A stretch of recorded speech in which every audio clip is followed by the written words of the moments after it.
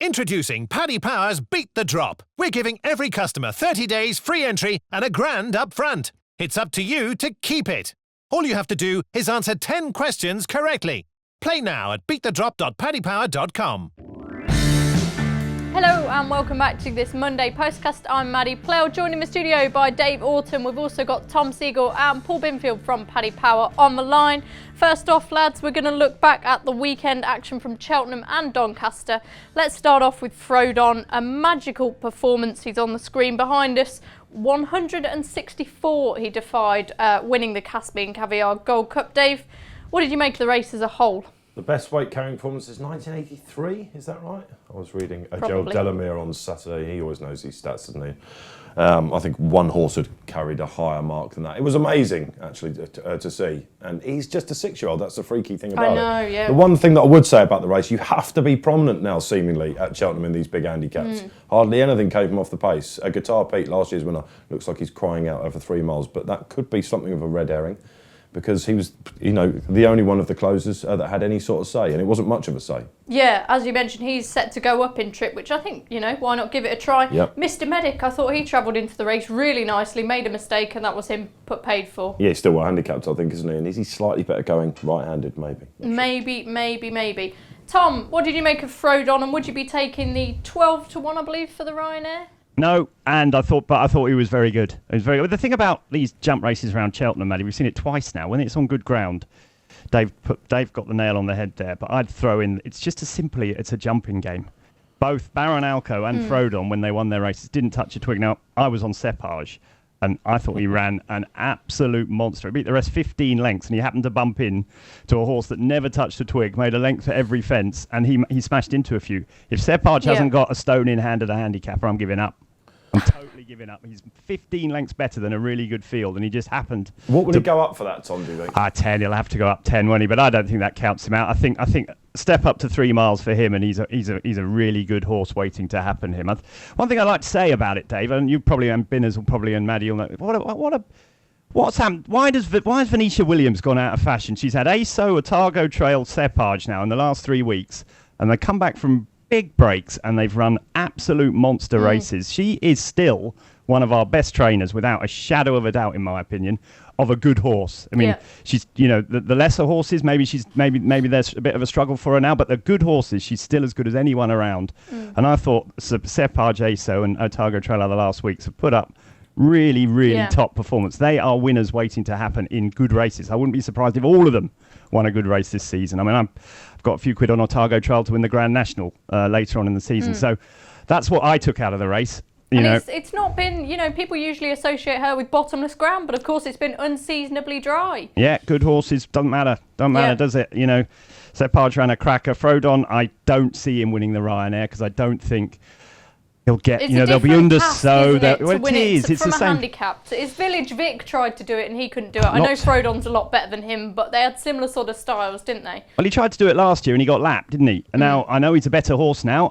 but he'd had won this race last year, hadn't he? Yes. And also, or had he? Yes, he had. And then he'd gone on to the Cheltenham Trials Day, didn't he? He won by 20 lengths odd that day, beating some good horses. So, he was in good form last year. I know he's improved, and to do what he did was very impressive, but it's hard to think he'll ever get that set up again in a big race for me. I mean, everything went perfect. It was like watching, one of those films from you probably wouldn't have been old enough, Maddie, to watch it, but International Velvet, when they're sitting there and, nothing ever goes wrong and they're always going to win.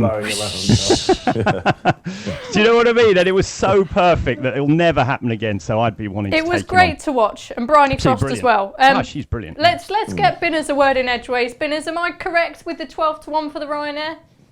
Yes, good afternoon, Margaret, and to the billions of Postcast listeners. You are correct, 12-1 now, Maddie.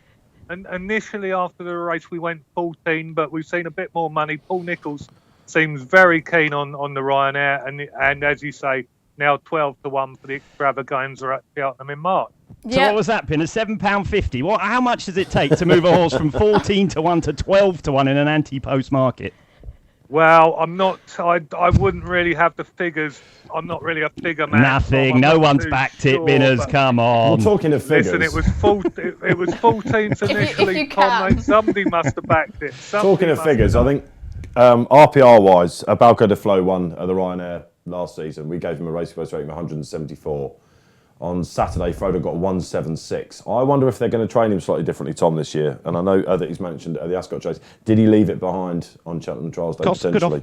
Could have. Yeah. Could have. I just think he's only 6, isn't he? It's freaky. It's mad. crazy. Yeah, you think that might bite. He's a 9-year-old. He's turning 10, and we know much more about Frodon. It's weird. I just think a horse like me or Underso are better than Frodon myself. But there we go. It remains to be seen. Anyway, we'll move on to the international, won by Brain Power. Frustrating horse, back over hurdles. He put it all together. Somerville, boy, another terrible performance from him. Is he any sort of threat, Dave, to his stablemate Bouvardere? Again, if you look at figures, no. Tom and I, if you remember this, Mr. Seagull, we did a Cheltenham preview. Do you remember with Nicky a couple of years ago? It was when Bouvardere won his first champion, and they had that pair in the race. He genuinely wouldn't separate them, Tom, would he? No, he's always said all along, I've done a few with Nicky, and he said there's only one horse in the yard that works with Altior, and it's Brain Power. He said Bouvardere can't work with him. Only horse that can work with him is Brain Power. He's clearly... But he's got a hole in him, isn't he? No, of course it doesn't. Do it on the track. No, he's got a hole in him, isn't he? Charlie Parkes works the house down at home, and he's nothing like horrendous. this Brain Power. Nothing like this Brain Power, Maddie. This is a proper good horse. The problem is he's got a hole in him. He's had kissing spines, wind operations, everything going under the sun, isn't he? And you just never get two races alike with him. He's really, really classy. But I think Dave and will probably agree with me and Binners, that was his day on Saturday. I was really upset that I missed backing him because. In hindsight, he was top on ratings. He had the best hurdle forms. It wasn't a strong renewal, was it? It wasn't a good race, and you sort of think he's going to blow out, and he didn't, and it was one of those that got away for sure. Where would you go with him now then? He can't win a champion hurdle. He can't beat Bouvardere in your book. What can he do? I'd run him on Saturday in that handicap, that 100 grand handicap at Ascot with a penalty. He loves Ascot. He's a really good horse. I don't know. They probably won't run him over there, but I know he's in there on Saturday. He'll probably come out by the time we've had a look at this. But I mean, that's the sort of race I would go for. He's got a £5 penalty, but he's a lot better than them, isn't he? He's only he's giving just a few pounds to horses that could never have won the race he won on Saturday. But I don't know. They'll pot hunt, won't they? Like they did with My 10 Till Yours with him, I guess. And that's why not. A lot of money for those 5-runner races. I think he could win a few more of them for sure. I think he'll be staying over hurdles now, won't he? Did he just despise jumping fences, and then he all of a sudden he's back over hurdles, and I'm loving life again. And the way that he burst clear, Tom's absolutely right. Will he do it again? That's the problem. Yeah. I think he's and just as you say, become being too so cute, fragile, you can maybe understand why he doesn't like chasing just so much. Maybe it puts more pressure on him. I don't know.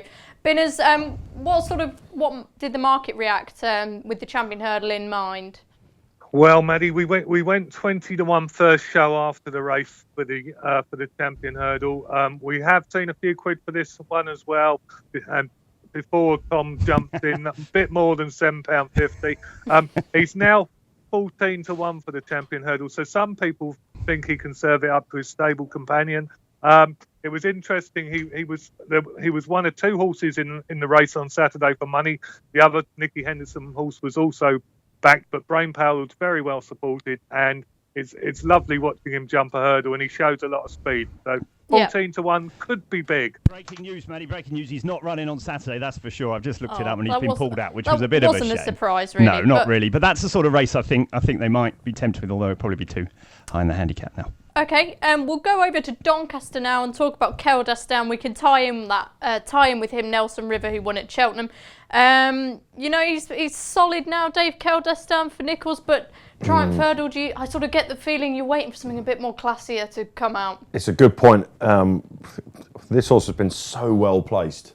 He's got a mark of something around about 140, I think, and his last two wins, including on Saturday, we gave him a racing best rating 125.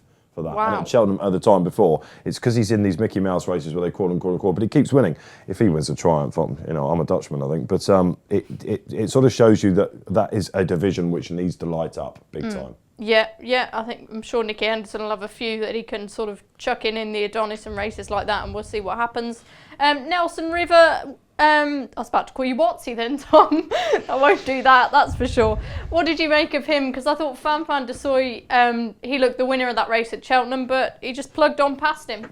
Yeah, they set it up for him, didn't they? That just happens a bit in Cheltenham races, in those juvenile races. They go a bit fast and the strong set comes through. I'm with Dave, although I'm not so much, old Roland Van Orton over there, or what he's going to be called come March when that thing wins the Triumph Hurdle. It'll be fun, won't it? But I'm not so against him, but I do agree that it's likely to be something better. I mean, that race on Saturday was a Mickey Mouse race. I know for a fact Alan King thinks the second horse, Elise, is a lot worse than Cracker Factory, who clearly something went up with. And so it was just a Mickey Mouse race. If I'm with Dave, really. I can't see him being anywhere near good enough to win a Triumph Hurdle. But the stranger things that happen. These horses get on a roll. They keep winning. He stays very well, doesn't he? And if nothing comes out the woodwork, he's in there, isn't he? I mean, we're always expecting things to come. Yep. Haven't yet. Yep. Binner's price reaction to those 2 wins. Well, thrilling finish at Doncaster, Maddie. I'm sure you enjoyed that. Kel Destin, 20 from 25, and Nelson River is 40 from 66 for the Triumph Hurdle. Yeah, okay. Plenty of other notable performances this weekend. We had the likes of Rocky's Treasure winning Aussie, the Oscar Drover's Lane. Equus Amadeus was pretty impressive back at Donny as well. And Rock Point, of course. Want to note from you, Dave, out of those, who are you most enamoured by? Rocky's Treasure was a big boost for Santini, I guess, wasn't it? Yeah. He's a really nice horse. I think he'll have a winter break now because he's just so consistent on a sound surface, and he doesn't want that ground. Whether that form is bomb-proof, I'm not sure. But to win by 17 lengths, yes, I mean, just makes Santini look very, very good. Yeah, I mean, I've got him down as one that I really like this weekend, to be honest, because I think it's the sort of horse that gets really underestimated for winning these small field races. But when you've got a good jumper, as we've mentioned time and time again on these postcasts, a good jumper who races prominently, you put good horses under pressure, and that can get people in trouble. And I think, a lot of people are in danger of underestimating him, perhaps. And Kim Bailey will be licking his lips over vindication coming out this weekend after that. Yes, that as well. Kim Bailey's got serious star. Yeah, he's got a really good string of horses this year, hasn't he, Kim Bailey? Tom, over to you. Any other takeout from the weekend's action? Yeah, definitely. I thought Al Dancer put up the best performance by a novice hurdler I've seen this season. I know it was in a handicap at Cheltenham, but he's still a novice. He'd won a novice at Foss Lass, and I thought he was really, really impressive. That's his name, isn't it? Al Dancer? Yes. Is that right? Yeah. I thought he was really impressive in that handicap. I know he was off 129 or whatever, but these, I think we tend to underestimate handicap form with these novices. If you think back to Betfair hurdles of the past, your My Tentor, yours, your Kalashnikovs, your Get Me Out of Here's, those sort of horses have gone on to run really massive races in a race like the Supreme. I think Al Dancer's going for the Betfair. I think that's the plan. He couldn't have been more impressive. If we were talking about the Triumph there, the favourite for the Supreme at the moment is a horse called Anamix or something. He's never even run over hurdles. The second favourite is Champ, who's a stayer, who's not going for the race.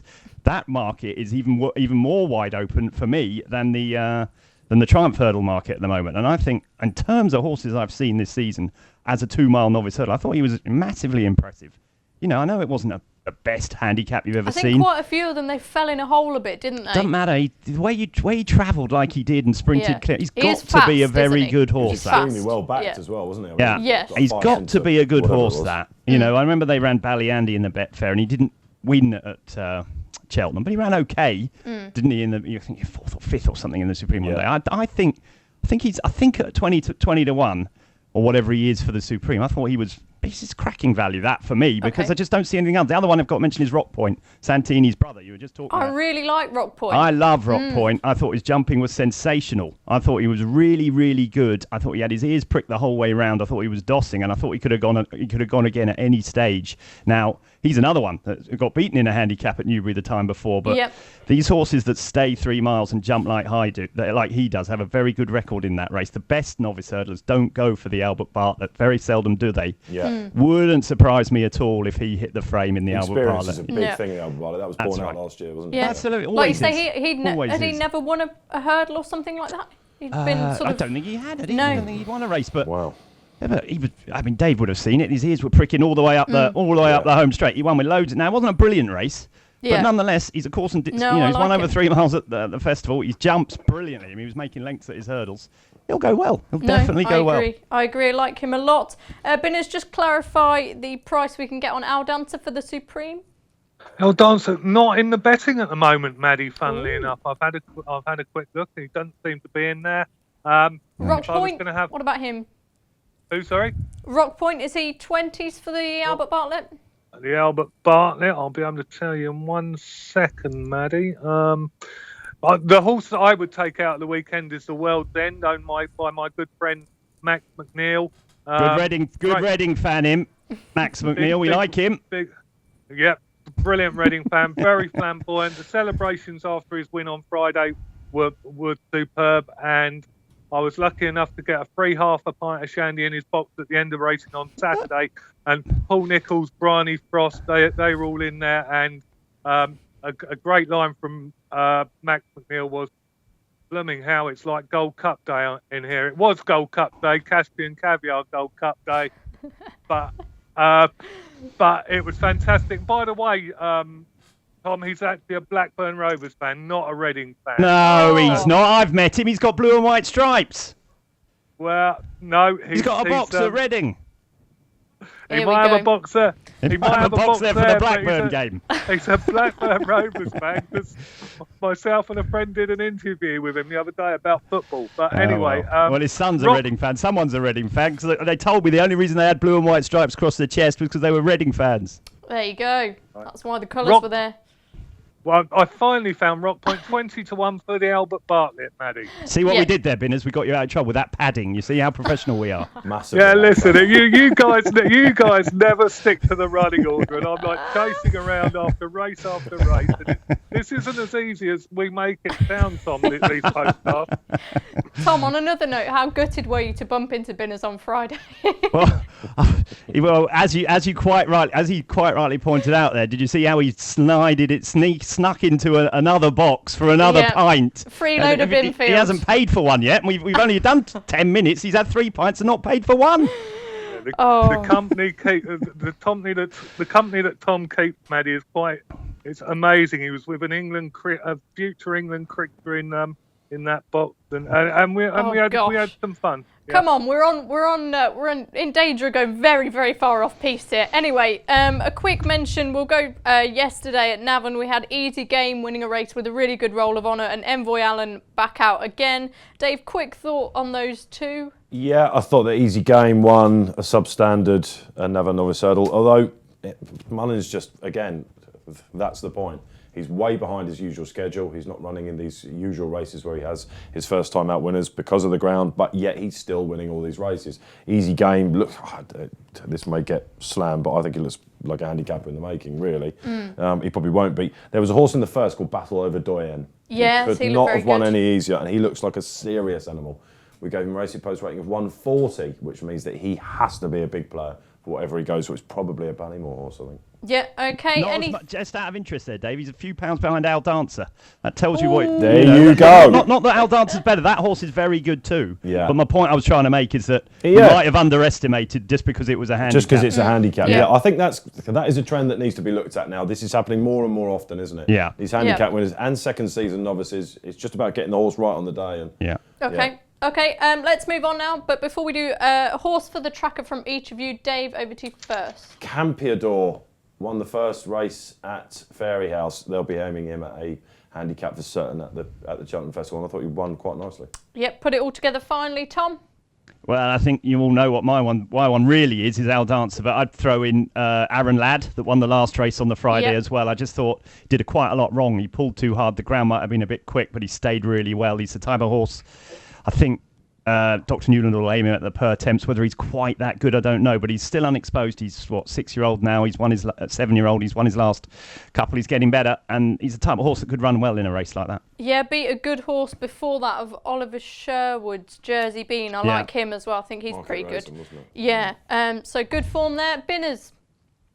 Exciting times for Nicky Richards. He's got Simply Ned coming up soon in the catchily named Paddy's Rewards Club Sugar Paddy Chase at Leopardstown, but I'm going to stick with Guitar Pete. He keeps running well in these big handicaps. Third in the Old Paddy Power and third in the Caspian Caviar. I think there's a big race in him, possibly over slightly further than 2.5 miles, Maddie. Thanks very much, Binners. We'll be back just after this. Introducing Paddy Power's Beat the Drop. We're giving every customer 30 days free entry and a grand up front. It's up to you to keep it. All you have to do is answer 10 questions correctly. Play now at beatthedrop.paddypower.com. Welcome back to this Monday Postcast. As promised, we're going to preview some of this weekend's action. Now, Ascot, the JLT hurdle, previously known as the Long Walk Hurdle, Very interesting race this could be. Call Me Lord, the current favourite, won the select hurdle by 16 lengths when we last saw him. We've got the usual suspects in there as well. Sam Spinner, you know what I mean, Harry. We've got all sorts of other contenders coming through the woodwork, the likes of Paisley Park. How do you assess the race, Dave? Who are you drawn to straight away? Well, Paisley Park's really interesting. We were talking before the show about him, Maddie, weren't we? And he won despite not liking Haydock and probably got Aidan Coleman out of a bit of trouble in that. He had loads of weight in his back in that big handicap. Yeah. He could just be a fly in the ointment, I think. You know what I mean, Harry? I was on him at Newbury. I think I was one of the only people that sort of liked him for that.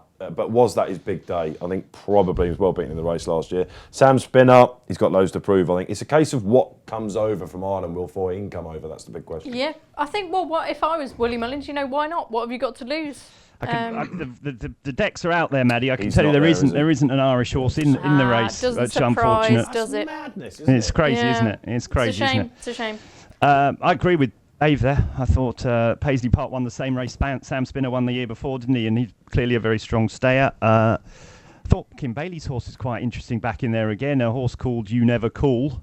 Right. On Racing Post ratings, he's not that far behind these. He won by 10 lengths at Kempton last time when he had his cheek pieces on for the first time. It was another one of these things. It was a per temps handicap hurdle. I like these handicappers. I'm having slagged off Frodon and said he can't win. I'm now totally changed and I go for all these handicappers. The listeners will pull you up on that as well. You know it's going to happen. Never. I'm not going to get 37 tweets again like I do every other day. Yeah, but I thought he's interesting. And Mamela was just getting into that that race at Newbury, wasn't he? Behind You Know What I Mean, Harry. I personally don't think she would have beaten You Know What I Mean, Harry, but she was still right in there when she came down to it. She's a mare. I like these mares in these graded races get £7. So I think it's a good race. I don't think we're likely to see the Stayers Hurdle winner, but I think it's a good race. Okay.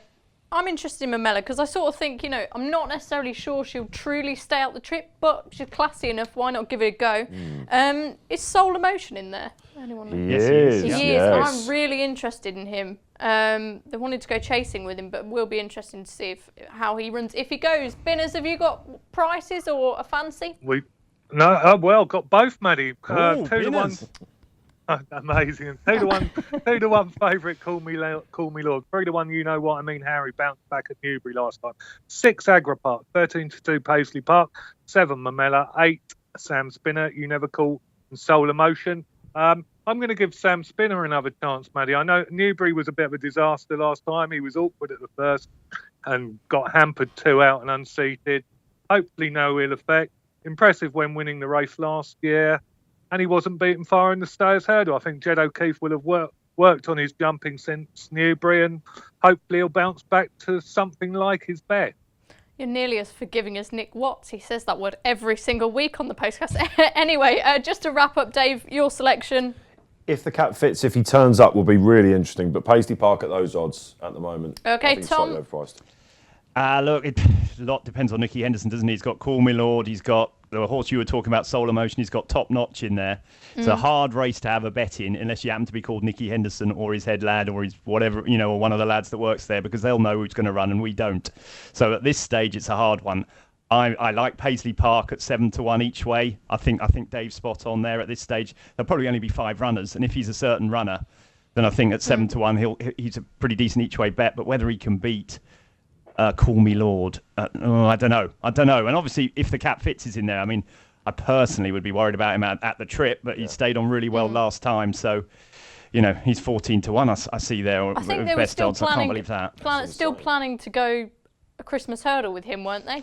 Why keep him in though, Maddie? Why keep it? I always wonder, why keep him in at this stage if you're not? He's got, You Know What I Mean, Harry in there as well. He's I can't a very believe. topical horse at the moment, isn't he? A lot of people are thinking, a strong 1 2 mile, he could be a champion horse. But yet, on the other side, there's loads of people out there and some good judges at the moment saying he has to go Stayers. So they're obviously testing the water. Okay, the 3 o'clock at Ascot is the Garrard Silver Cup handicap race, listed race, always won by a pretty decent horse. Lots of top class stayers engaged in here. Early thoughts, Dave? Otago Trails in here, Tom. Yeah, like him. Yeah, fair enough. Could bounce though, Dave. What do you think? He was very, very keen in the rehearsal, and he must have had a really hard race that day. I'd be slightly worried. So well, didn't he? Under a big weight. He did, because he was far too keen. Do you want to be winning with him, Tom, with the national in mind? I mean, he's 154 already, isn't he? And it wouldn't be a bad thing just to get some runs into him, would it? Well, I agree with that theoretically. But the problem I have with the National is it's so much dependent on luck and on rhythm, and £3 or £4 here for, obviously, Fine. ideally, I wouldn't want it. But if he goes there in piping form and jumps fences like Tiger Old is, I see him as being a player. I think £3 or £4, I always do that. I fall for that National fence thing every single year, looking for a really well handicapped one, and then I watch the race and I sort of think, well, Tiger Old's gone up 15, whatever. I didn't fancy him last year when he was £15 lower or whatever, but so I just want him to get there in one piece. But it's a £50,000 race, so you can't wait around for a National, can you? So I'd love him to run well in this, but I am slightly concerned about him because he had such a hard race after a long absence last time. Binners, what price is Otago Trail for the National? And actually, do you mind giving us a full National betting? Because quite a few of these will have it as their target, I guess. Yes, I can do that for you, Maddie. Once again, wasn't on the running order. It's all right, we'll Phil. Dave, Clandis Obo heads the weights. Is he I'm going to not fishing him out of this one. Is he going to run Clandis Obo?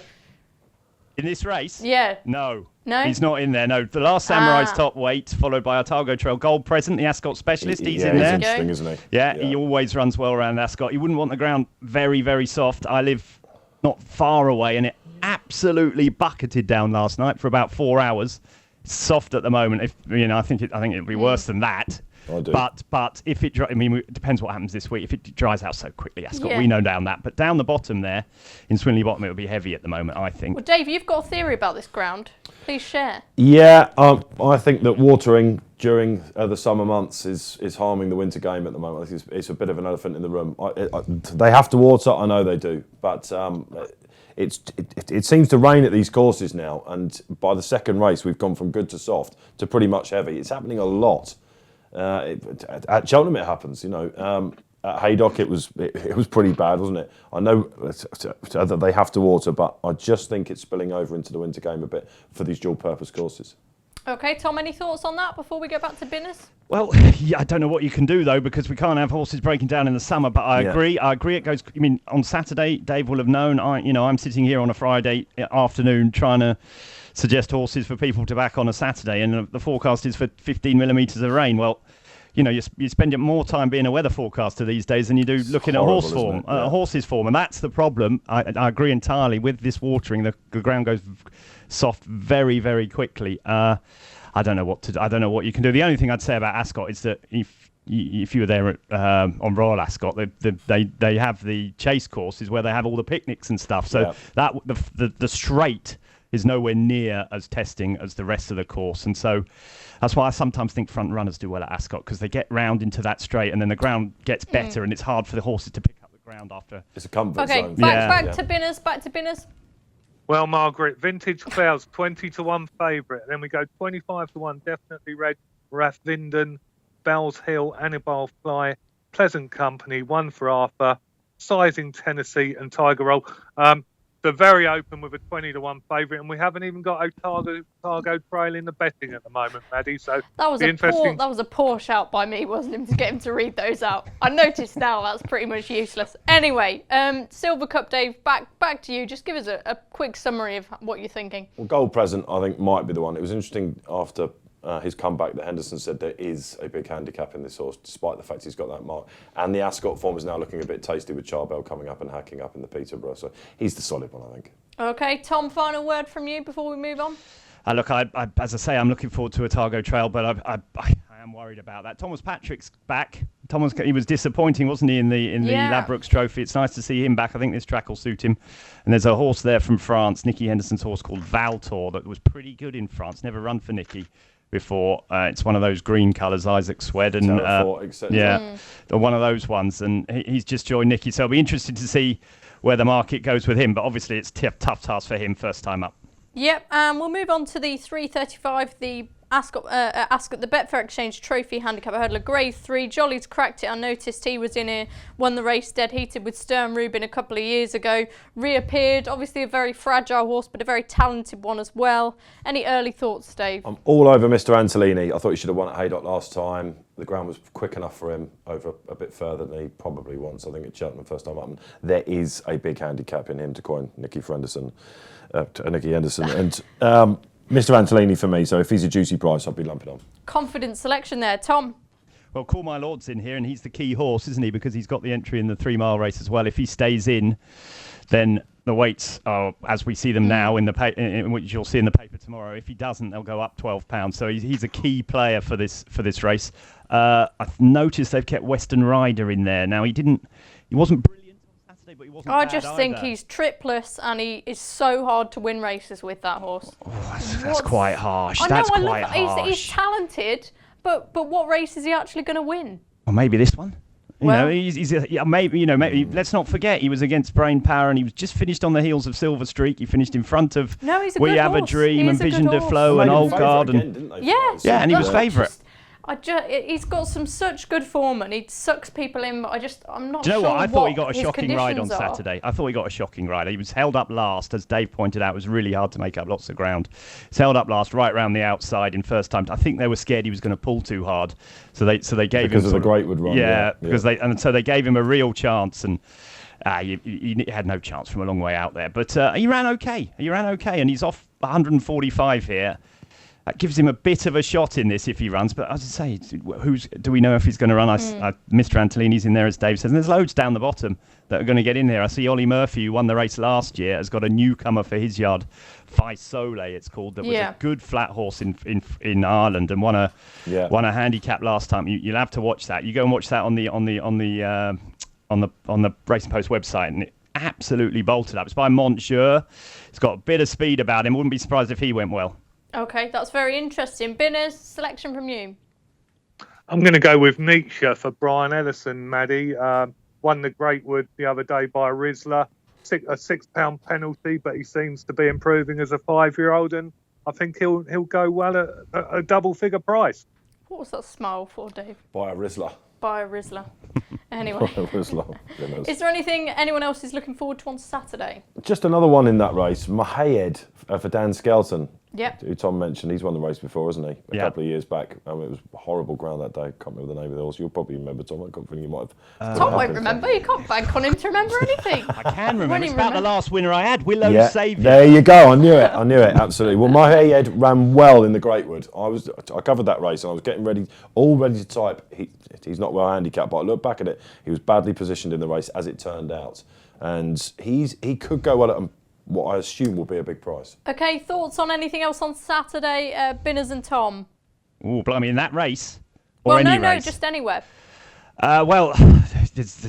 Just looking at that race, Gary Moore, I'm a sucker for a Gary Moore horse in those races, and he's got a horse called Not Never down the bottom. But if I was looking at the other races on the card, Maddie, there's the handicap chase, the 2 mile 2 handicap chase in that race, and I'm quite interested to see how Castet and Flying Angel go. Yeah, Flying Angel might be a little bit better over further, but he definitely didn't stay 3 miles 2 in the Ladbrokes Trophy last time, but it's formed behind Mr. Medic over 2.5 here last time. Looks pretty good, and if it was very soft ground, even though it's back in trip, I'd give him a shot. Okay. And Binners? Same race, actually, Maddie. Exitus. A very, very consistent horse, tough, and a less high-profile trainer, Phil Middleton, gets a real fine tune out of this one, so I'll go for him. Yeah, top class horse, but God, he's driven me mad because was he rated like a stone lower over hurdles and they just couldn't win a hurdles race with him. I don't understand how a horse can be that good over fences and then not that good over hurdles. Anyway, that's nearly £20 now, Maddie, yeah, actually. That's a rant for another day. I backed him over hurdles thinking, how can this not be so well in? It just doesn't work like that sometimes. Anyway, we'll now go for a quick word on the King George, an early selection from all of you. Tom, I know you've price-wise Thistlecrack. I think if you've cursed him, I won't be happy. It's funny that, isn't it? People always say, you cursed it. Well, I'm not riding it. I'm not training it. I'm not doing anything. I just tipped. I just had a few quid on it. That's all. I thought he ran really well in the Betfair chase the other day. He's got to jump a bit better, but what I didn't get was everyone willing to forgive the Mike Bites. And the Mike Bite, another chance because he didn't jump the fence. He was scared, and I thought Mike Bite gave up halfway up the straight. Thistlecrack kept at it all the way up the straight, straight on best. He jumped worse than Mike Bite. He definitely jumped worse than Mike Bite, and there is a chance that he's not in love with fences anymore. I get that, but he's 8-1, and I just think he's the best horse. Simple as that. I think he's better than the rest. I think if they had a race around 3 miles and who could run the fastest, I think he'd win. I just think he'd win, and if he gets it all together, hoping Tom 8 to 1. Scudamore's going to go out in front as he did a couple of years ago. Yeah, that would be nice. Front runners, always Yeah. like front runners everywhere, over jumps really. But I mean, it's got Bristol Demai and Mike Bite in there, so maybe you won't do that. But whatever. I think 8. That's the dream. I think 8, 9 to 1 is a perfectly reasonable price for him. Yeah, and Dave, we were having a pretty in-depth conversation about this race beforehand. We've got Waiting Patiently coming into it as the sort of sexy one, the new one. Politolog's form's been boosted, stepping up in trip. Then you've got Native River, Bristol Demai, Might Bite, all the old pretenders as well. It's a really intriguing race, isn't it? It is. For punters, it's an intriguing puzzle as well to solve, and a very tricky one at that. Tom's right. I thought that Thistlecrack was ridden with this race in mind on his return. I thought Native River was the one that was really all out for the bonus. He's in there, of course. Track with him, I think that's pretty obvious. Although 7, 8 to 1, if it came up soft, I could see him going really, really well. Might Bite. I've just got a theory. I wonder whether he's paying for running at Aintree after that Gold Cup and running so well at Aintree. Yeah. All right, we'll see. I wonder if there's been a mark left on him. Mentally, probably, as Tom mentions there, he's a Scorpion as well. So we'll just see with him. I'd be against him anyway. Yeah, of course, he had his own ideas about the game earlier on in his career. Tom, what do you think of Waiting Patiently? We've got to bring him into it because he's the one who really could be anything, couldn't he? But we haven't seen him yet. Yeah, I mean, winning King George's off, an injury, first time up, hold up horse, going up in trip. It's not, just think he's the wrong price. I have no problems with him being a wonderful horse and a really, really top class horse.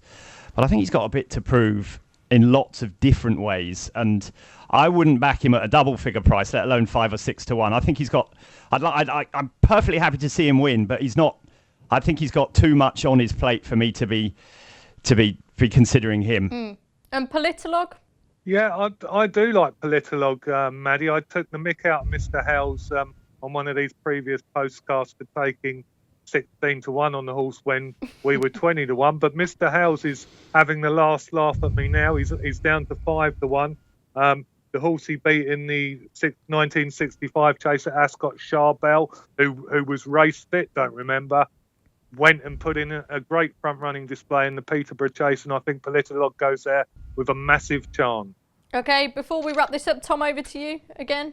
Politolog, yeah, I get it. I'm not totally convinced that the stemming form from Ascot will work out as well as people think. I thought Charbel should have won that day. I thought he jumped badly, and I thought he was around the outside. I think they rode him totally different in the Peterborough, and he was a much, much better horse. I think he's in there. Do I think he's as good as Thistlecrack or Bristol Demai or Native River? No, I don't. Or Might Bite? No, I don't. I don't think he's that class myself. So I'm slightly against him, but he adds another interesting, strand to the race for sure. Yeah, I agree with you. We'll take a quick break now and then we'll get stuck into some midweek racing. Introducing Paddy Power's Beat the Drop. We're giving every customer 30 days free entry and £1,000 up front. It's up to you to keep it. All you have to do is answer 10 questions correctly. Play now at beatthedrop.paddypower.com. Welcome back for the final instalment of this Monday Postcast. Now, some good action this week. We've already mentioned, of course, on Friday, Vindication could run at Ascot, but Wednesday there's a decent card at Newbury. Miss Parfois, Mr. Whip, Pacific de Bourne horses that won on that card last year. And then also on Friday is this Supreme Trial as well. Some decent horses in there. Thomas Derby, Angel's Breath, Danny Kerwin, some names in there. So what are you most looking forward to midweek, Dave? Angel's Breath, I think everyone's looking forward to that. The confidence about this horse, sort of turning up in the first place. He was supposed to run at Cheltenham on Friday. The ground was deemed too quick. The vibes are ridiculous. I think he got a figure of 94 winning an Irish Point. Not a lot of horses can do that. So we'll see if he can justify the height. But he's in the kennel gate, and if they run him in that first time up, that tells a tale, doesn't it? At Newbury on Wednesday, there's a horse called Jamin Masters, whose Carlisle form looks quite interesting. He's in at Ascot, I think, at the weekend as well. But this is a novice handicap at Newbury. He's top weight, but if he goes for that, it'll be very hard to beat. Okay, Tom Siegel, have you had a look at what's going on this week? Yeah, I had a look at Newbury. Favourite of mine, Pearl Royale, is down to run in the Mayor's Chase, the listed race. She's up to 3 miles for the first time, which might be a slight issue for her because she's very free, but she's a brilliant jumper. She was superb at Carlisle last time, and and she was chasing debut at Wincanton last year, but then she was tried in the Towton afterwards behind Ballyoptic, and she fell when she looked on Vintage Clouds and horses like that. So she's clearly very highly regarded. She's she's a good mare. Whether she'll do it again second time up, she didn't last year, is the question. But I like her.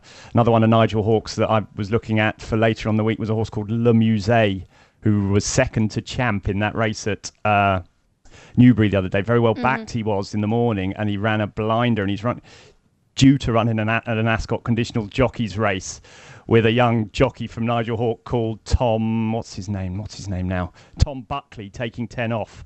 And I've been impressed with Tom Buckley. He's ridden a couple of winners for Nigel Hawke, and I think Le Musée is a very well handicapped horse on that Champ form. Okay, Binners?